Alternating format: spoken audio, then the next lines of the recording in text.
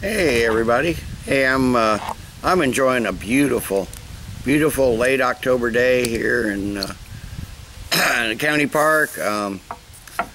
70 some degrees today, light breeze, beautiful fall day. Few clouds in the sky, but not going on. So I think I'm going to start I think I'm going to do a series here very shortly. I'm going to do some Trappist beers, Belgian Abbey ales, whatever. I'm going to start off today with the Trappistes Rochefort 6. I've had this a few times.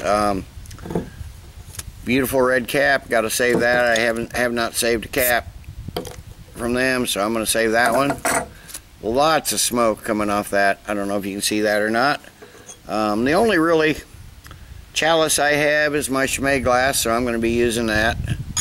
Hopefully I can pick up a couple others in the near future, but get this in a glass. Beautiful, beautiful beer. I've had this a few times before. They don't have a real website that I could find, but I did find a fan website that has all the information. Now I'm surprised because it says 33 centiliter bottle, red crown cap, which we have. Bottle date equals expiration date, 5 years. Alcohol 7.5% by volume. Now this is really weird because I see this out all the time on the shelves of my store, but it says almost unfindable, probably brewed only once a year. This variety represents only 1% of the total production.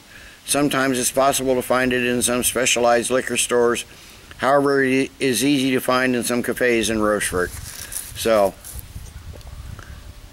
I don't know how rare it is, but I see it on the shelf all the time, so I don't know how out of date that is. It wasn't, like I said, it wasn't the actual Rochefort website. I'm not sure they even have one, but it was a fan site. So, let's see what we have here. We got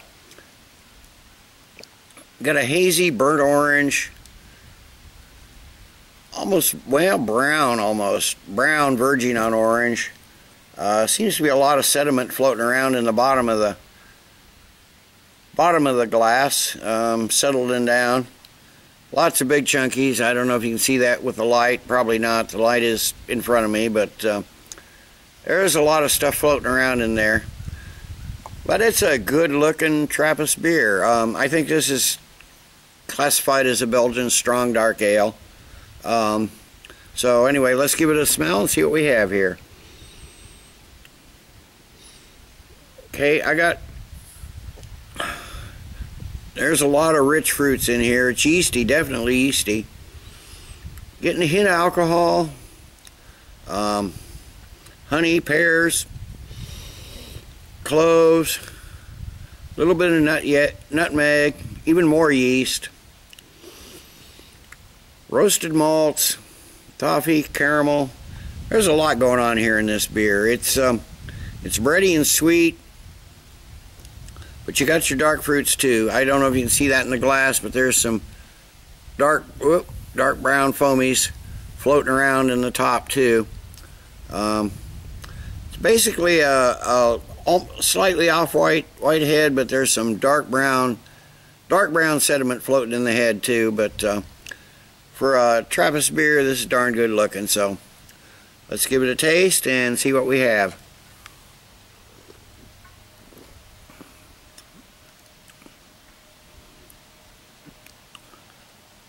It's a medium-bodied beer, kind of smooth, medium virgin on light. But the first thing that hits your tongue is a lot of carbonation. Hint of alcohol, and then your dark fruits start kicking in. Your raisins, figs, maybe plum.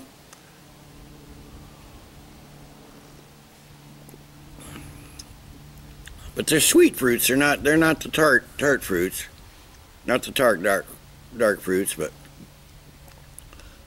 not one flavor seems to dominate in this. It's just a good, smooth, well blended beer.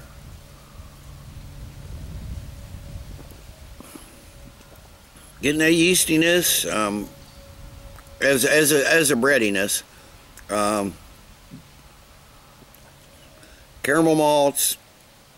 Again, the Belgian yeast. It's pretty right out front. But the carbonation and the alcohol, followed by those other flavors.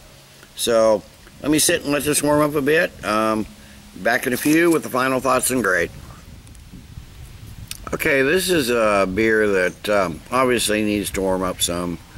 It's a very good beer. As a Belgian strong dark ale, not one of my favorites, but it's very good. I'm gonna give it a 7.5 out of 10. I'll probably be doing the 8 and the 10 following this, and maybe move on to Westmalle and Chimay. But yeah, I want to get some Trappist beers out of the way, because I haven't reviewed any of those in a real long while. I haven't really reviewed any of the genuine Trappist ales, other than American imitations of them. So 7.5 out of 10. Till next time, everybody, cheers. Keep drinking good beer.